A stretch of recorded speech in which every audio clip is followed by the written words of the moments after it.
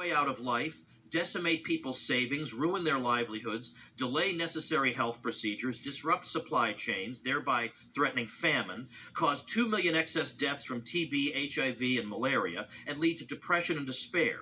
This should be excruciatingly obvious by now, and yet we have a shocking number of people who think this is what needs to be done, more of what failed the last time. Now, the other preferred form of voodoo, other than the lockdowns, is masks.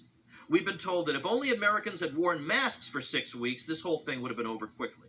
The problem is, the charts don't bear this out. I mean, believe me, I wish masks could solve the problem. I wish just 6 weeks of that, and then that'd be great. But it turns out not so. All right, here's the UK. Now, the UK introduced a mask mandate. Let's try and guess where on that chart the mask mandate went into effect.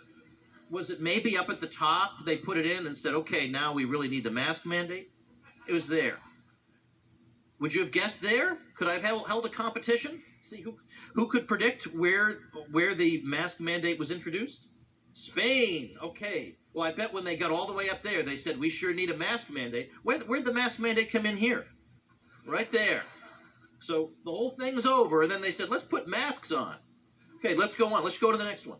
Italy. Okay, now Italy, I will tell you, in April, so right as it's starting to come down, they did say you have to wear masks in shops and on public transportation. But when did they require masks outdoors? Let's take a look. Right there. And as you can see, the virus has been wiped out. All they had to do was wear masks for 6 weeks. Let's go to the next one. France. Take a guess. Where do you think? Right there. Obviously, as you can see, the virus is gone. Just wear masks for 6 weeks. All right, let's keep going with the voodoo. Let's see. Belgium. All right. Obviously, right? All the data points to it. That's where the mask mandate went. Let's keep going. Why the heck not? We got Germany. Where? Just as it's coming down, it's already coming down, so no doubt the masks will get the credit for it coming. It was already coming down anyway. The state does this all the time. Things come down anyway on their own. They take credit for it.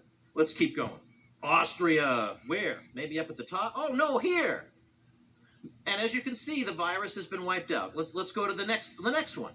Okay, these are places that require masks in the black and places that don't. Now, Denmark has introduced some limited mask requirements here and there, but generally they've been discouraging masks.